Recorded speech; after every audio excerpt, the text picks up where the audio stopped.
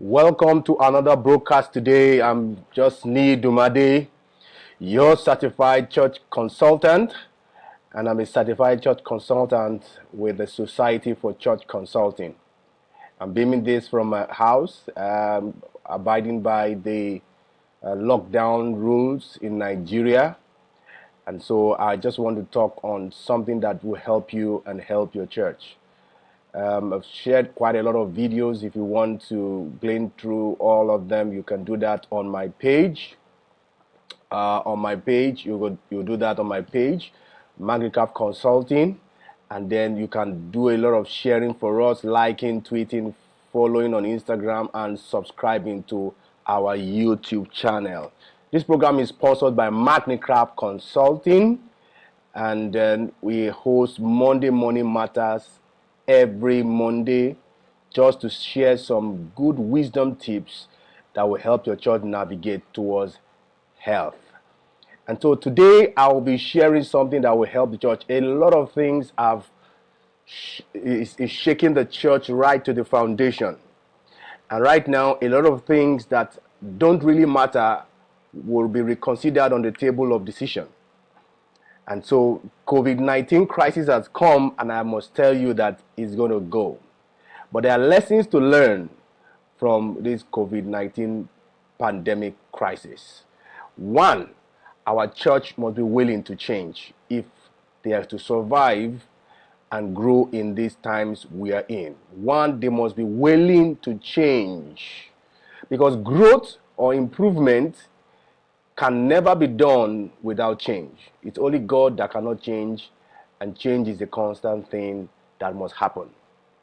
Two, our churches must learn to adapt. If you refuse to adapt, you're going to go extinct. If you refuse to look at the present rules, also foresee the future rules, and begin to position your church to adapt to those templates, then your church will thrive. I know this period, a lot of churches are going to close, never to open again. My heart goes out to such churches, and I want to employ those big churches who are strong and have some cash reserves to be able to help the younger ones, because we need all churches back up even when the pandemic is over. Three, our response rates must be improved. Gone are those days where churches will send emails, try to call for help, and emails, no response, instant messaging on Facebook, Twitter, Instagram, Yahoo Messenger, or whatever platform that church is using. There's no response for days, weeks. Right now, be sensitive enough to be able to respond to whatever questions, inquiry, help, call. In fact, to be candid, my advice is right now is the time to call every of your members. How are you doing? How are you feeling? Hope you're staying strong. Hope you're not panicking.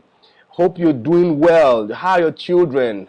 How can we do to help you? Don't wait for them to cry out for help.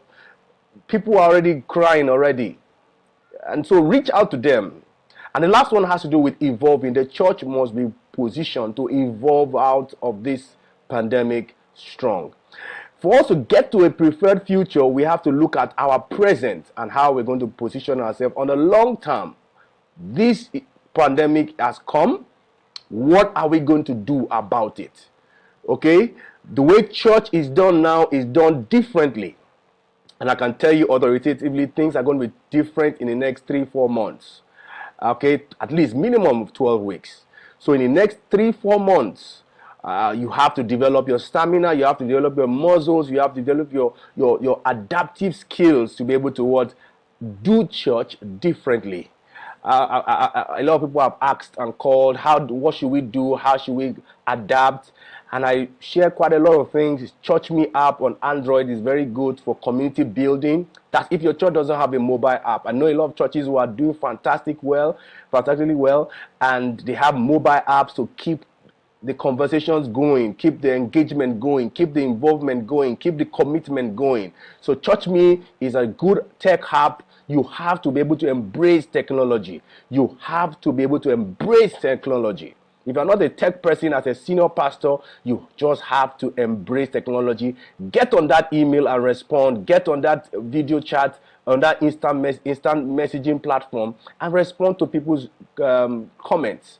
Okay, giving them hope, giving them a source of encouragement. Zoom is also a good app, free version for people who are going to meet for up to 40 minutes. Zoom is a fantastic application I use too. Facebook Live, thank God for Mark Zuckerberg, who has been able to, those days, to do a live streaming of a service is a lot of expense. But right now, Facebook has been able to cut back services to be able to beam to people in their mobile phones. Facebook Live is also a good application.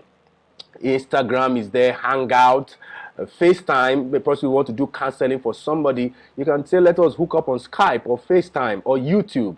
Okay, so the first thing is use a reliable video technology. All right, use a reliable and agreed video technology. If we are going to use Zoom, let everybody know that our platform, our media or channel of communication is Zoom. If you want to communicate this kind of information, I need some form of human one-on-one interaction. This is our great platform. Whether WhatsApp group or whatever it is, or Telegram, there must be some form of agreement that this is our usable and reliable video technology.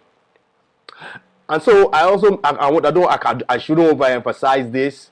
Make sure you keep in touch with people every day. Keep in touch with people. A lot of people are lonely. A lot of people are feeling it's like the world is ending. Their world is ending. So keep in touch with people. People are having suicidal thoughts. Keep in touch with people. Stay in touch with people always. At least every day, make sure you are in connection with your people. Every day, at least. Let church not church the church being closed should be that the care that you should extend to your church members is close. So social distancing has created some form of effects that we must find ways to compensate that imbalances. We must find ways to correct that through SMS, through calls, through WhatsApp broadcasts, through video chats. And then sometimes when you see some people who are vulnerable, you're not hearing from them for a while, do a video chat to encourage them, check on them and things like that. Now, this period, because they've shut down the walls, and you know that running a church means that there is daily ministration. The real church does not just function Sunday only. A real church works round the clock. Well, I'm talking about before the pandemic and the close down of churches. But right now, the church has been closed down, and we must find ways to make our meetings frequently. Let's close the gap social distancing has created. You should hear from people more, even when you don't usually hear from them when the pandemic was not there. Hear from people who are introverts, people who don't talk. You know, it's very easy for people who talk, you hear from them regularly, but there are some people who are very quiet, but listen to me, they're going through a lot.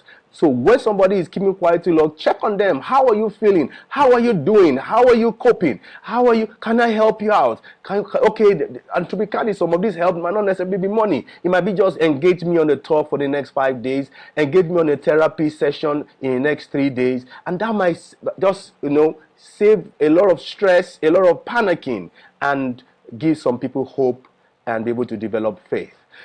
The other point is, as they must have a sense, you must be able to enshrine a sense of belonging at this time. Some people feel, I'm not part of the family. So because we are at the risk of losing people. And the parable of the lost sheep tells us the importance of that one sheep. So let's look out for those who are feeling left out, people who do not have a sense of belonging anymore, because the church is not reaching out to me, the risk of being left out because they feel they are not important. Right now, you must have a way to make everybody feel part of the family. Then, because of the fact that we are majoring on what is important, let's don't just be after a lot of activity without producing results. but let's focus on things that we should do that will bring about the result and achieve the goals that we need to achieve. Is that okay? So before we set out on any task, we need to tell ourselves, what do we want to achieve today in our broadcast, in our Facebook Live, in our discussions, in our chat rooms.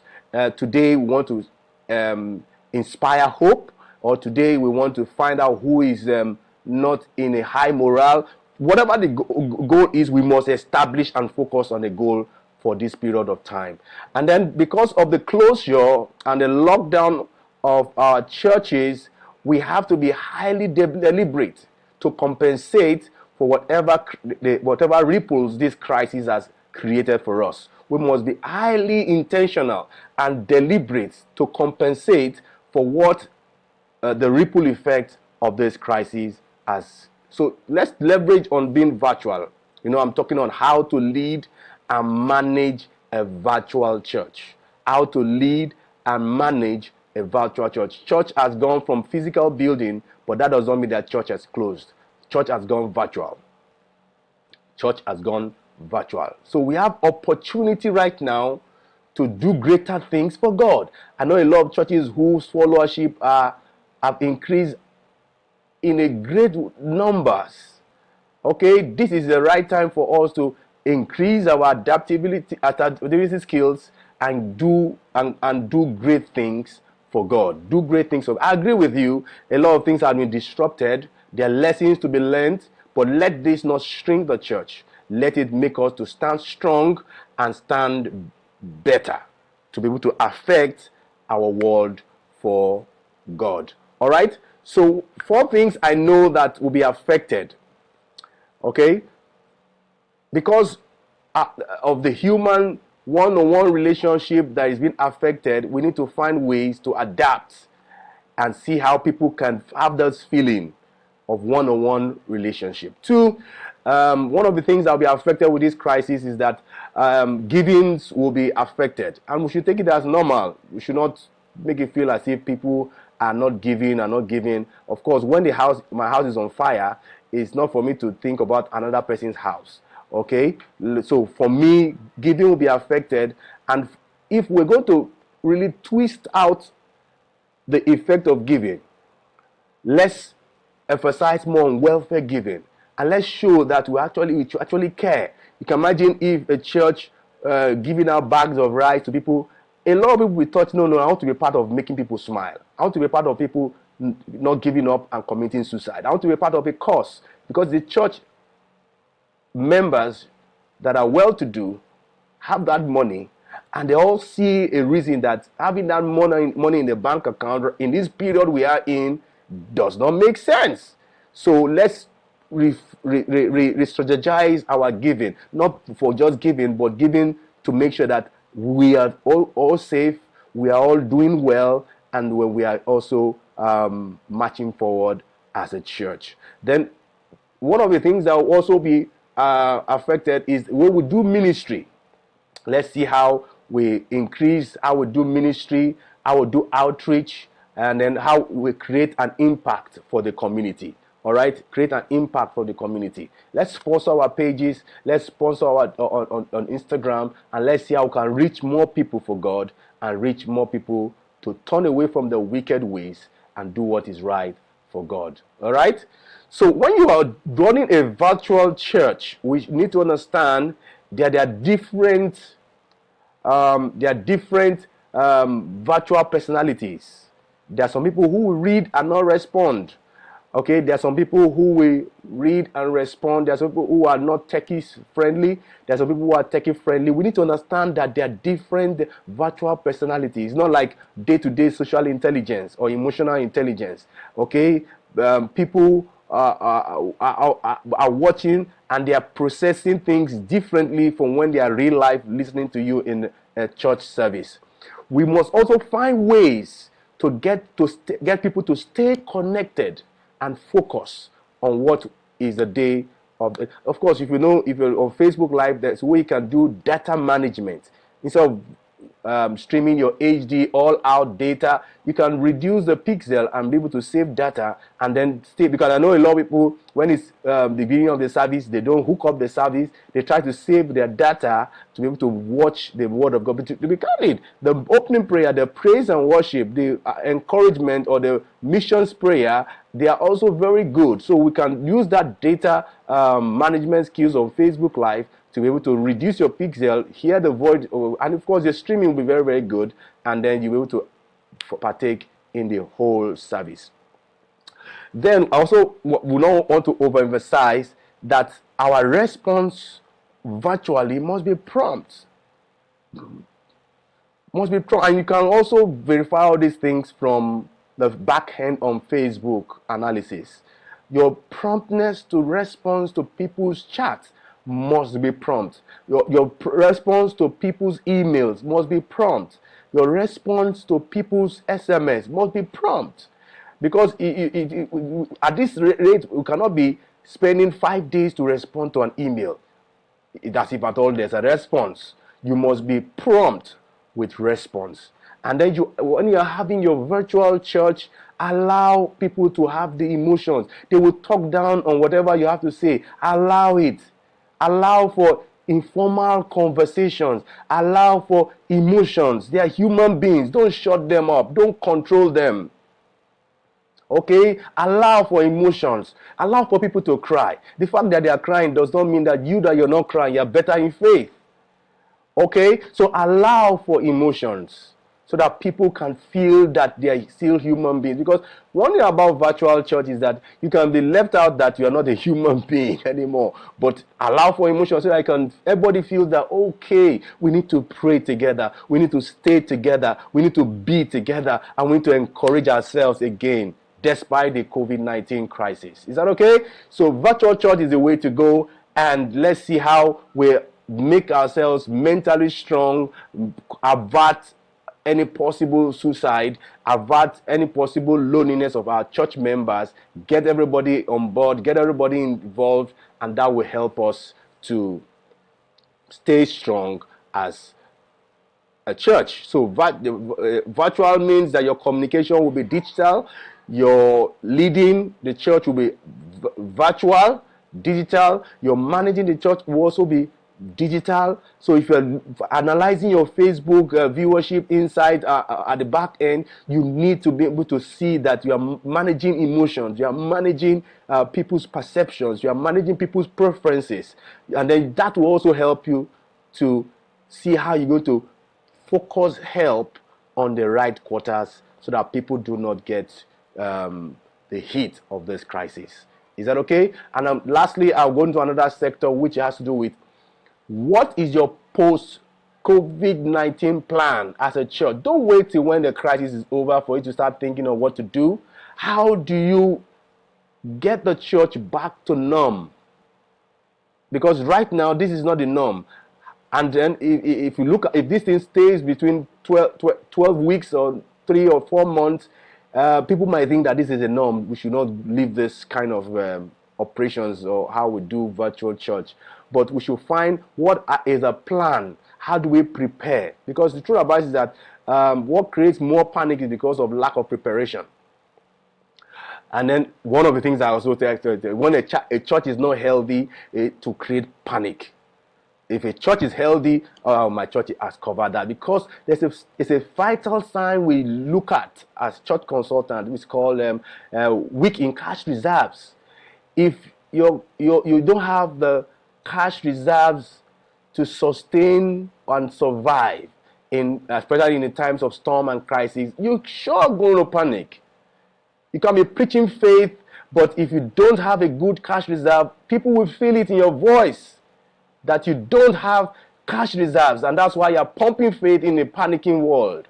So look at now, what is cash reserves? Okay, cash reserve is the amount of money you have that your church can leverage on if there is no tithe and offering at all. How long can your church survive with what they have if nobody pays tithe and offering your church? I know you think in that way, in that light. That will help you to think straight, decide well, and then be able to look at how you're going to overcome in this crisis mode.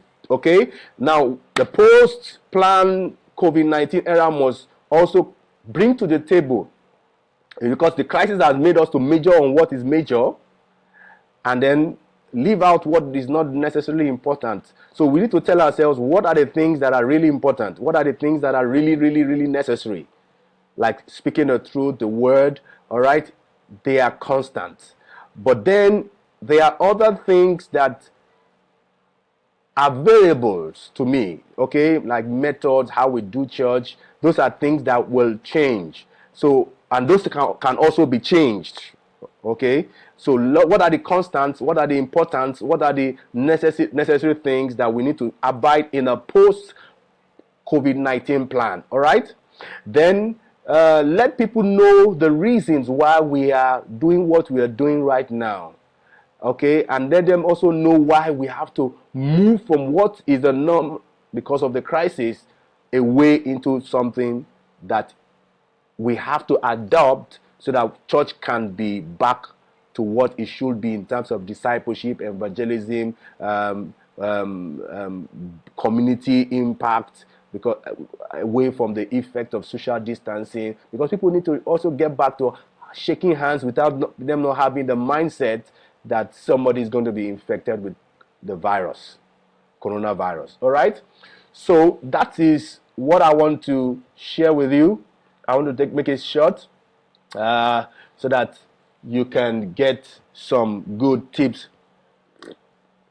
as you get the past the COVID-19 crisis. I know the crisis is really hard on the world. Let's pray hard, and God will help. God is helping us in Nigeria. God is helping everyone in the whole world.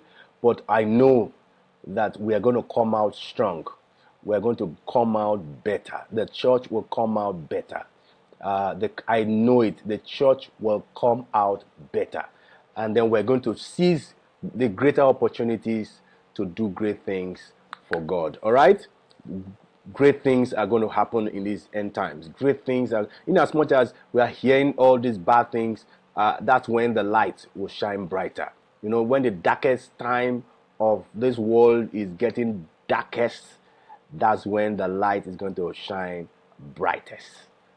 All right, so I want to stop it there. You need any assistance, please, in terms of how do I use Zoom, how do I use ChurchMe, how do I use WhatsApp group, how do I create groups on my WhatsApp page so that I can be able to domicile care in community groups, small groups. I did a training on small groups. You can get to my page to listen to it. Later on, I'm going to talk on how you're going to use Kindle because right now people can't go to library, people can't read newspapers. At least you can use Kindle to be able to read books. Thank God for Amazon. They have made a lot of books that are free right now so that children, students who are at home can be able to engage themselves in reading and studying. All right, so I'm going to do that later on how you can use Kindle to revamp your reading culture and get some information digitally. Is that okay? Then on Monday, we're going to talk on ministry, and that will help us to be able to look at ministry as one of the functions of the church health framework. So I will wrap it up here. You need any help, I'm willing to help you on how to navigate all these video texts.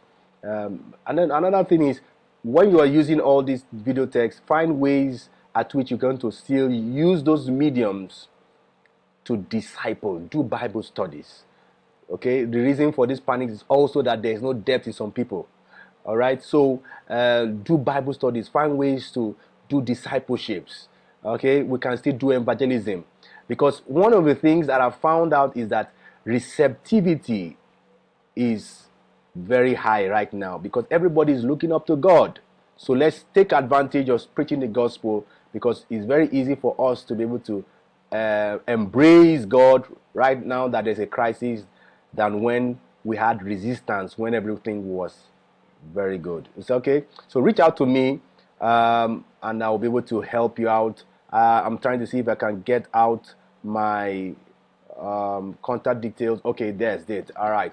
On Facebook, Instagram, Twitter, please reach out to me. Send me an email on info@Magnicraft Consulting Limited. Magnicraft Consulting Limited. You can get some of these contacts and then reach out to me. I'll be able to help you out in how you're going to create a virtual church.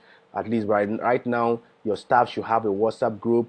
Your sales group should have all those WhatsApp group. If that's WhatsApp you want to use, how do you make sure that there's continuous engagement that social distancing has created? So reach out to me in one of those channels. I'm Niyi Dunmade, your certified church consultant, and I'm here to help you. I'm here to make sure that things are better for us, and we're going to go through all these challenges together in the name of Jesus. Thank you for listening to me. God bless you. Share this to a pastor, share this to anyone in your network, and God will bless you indeed. Thank you so much. I sign out. Bye.